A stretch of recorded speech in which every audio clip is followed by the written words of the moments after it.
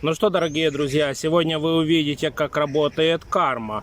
Причем не успел высказаться кое-кто против Украины, и все, в ближайшее время 2 на 2 лежать в земле. Перед началом просмотра этого видео обязательно подпишитесь на наш канал, ведь у нас кратко и только о главном.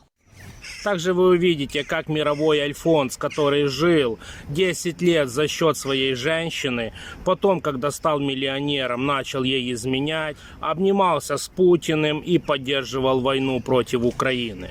Так что досмотрите это видео до конца, ведь будет очень интересно. Такие вещи нужно знать, так как многие фанаты ММА теперь пересмотрят свое мнение по отношению к определенным якобы бойцам. Так вот, друзья, все было бы хорошо, если бы определенные отбитые особи, которые получали в голову, не лезли в политику, а тем более не высказывались в отношении сатанинских, противозаконных по международному праву действий фашистской федерации России. Но выскочкам нужно ж как-то пиариться, и они высказались, поддержав войну.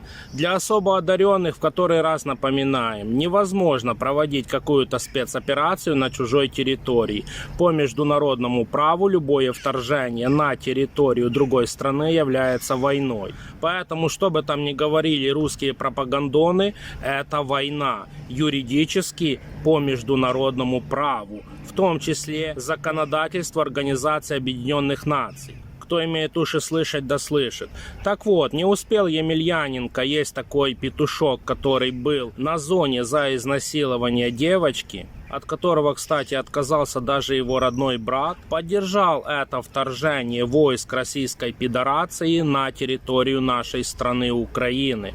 Вот послушайте, что ранее оно говорило. Мы единый народ, Россия не начинала войны, Россия их заканчивает. Мы взяли удар на себя, чтобы война на Донбассе наконец-то закончилась. Нет притеснению и убийствам славян в ЛНР и ДНР, где со времен Майдана похоронены уже десятки тысяч ни в чем не повинных мирных жителей. Кто-то просто не замечал этой войны 8 лет и ничего с этим не делал. Мы даем этот бой, чтобы воцарился мир. Сложные времена, сложное, но необходимое для общего будущего решения. Храни Господь всех украинцев и русских в эти дни. Не успела это чучело высказаться, как карма настигла его. И вот смотрите, что с ним произошло. Александра Емельяненко госпитализировали. Все вы помните, в каком состоянии он находится сейчас. Ужасном, он еле передвигается. И так будет с каждым сатанистом, который поддерживает дьявола во плоти Путина и его фашистскую пидорацию, Рашу. Также свой язык не удержала и курочка, как говорят о нем даже сами русские, в том числе Хабиб, боец ММА, который недавно эту курочку заставил стучать.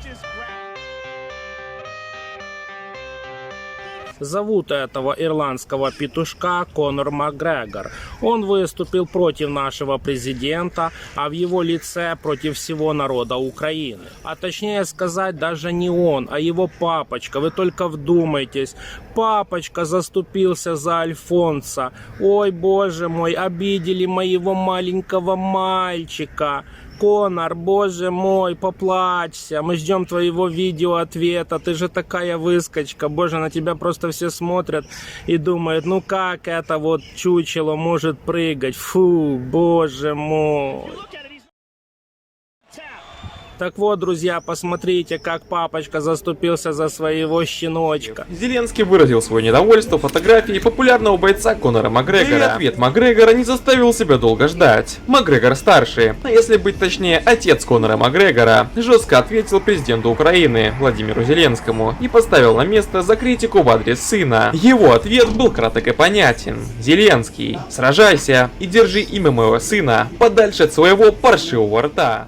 После этого видео точно в Украине не будет никаких фанатов этих двух чучел. И дорога в нашу страну вам точно уже закрыта. А некоторым из вас уже давно пора готовиться к земле. Подготовки к земле, и к земле, и к земле. И в ближайшее время вы там и будете. И помните, друзья, карма работает безотказно. Духовные законы все прописаны в Библии. Кто с мечом пришел или кто поддержал меч, тот будет мечом поражен. Русские миллиардеры сами начинали идти на тот свет, забирая с собой всю свою семью. Ранее мы об этом рассказывали. Потом пошел Жириновский. Потом пошли некоторые журналисты. Теперь идут уже бойцы. И все они постанут перед Господом Богом и дадут ответ в аду за все, что они наговорили и наделали. Слава Украине, дорогие братья! Ведь война идет на нашей территории. То есть не мы на кого-то напали, а на нас напали. А значит, все наши враги здесь и будут лежать во веки веков.